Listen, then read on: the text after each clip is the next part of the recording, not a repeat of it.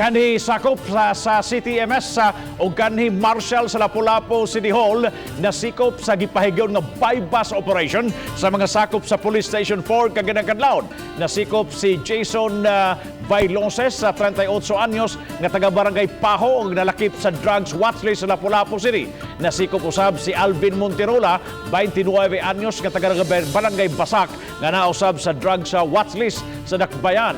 Nasakmitan sila ginudahang nga shabu nga mobaror og dulan sa 10,000 pesos sa matod ni Gary Lau, pangulo sa Cebu o sa City Office for Substance Abuse and Prevention o SILUSAP. Naktaktak na si Bailosis isip sakop sa CTMS sa human magpositibo sa kinalit nga drug test.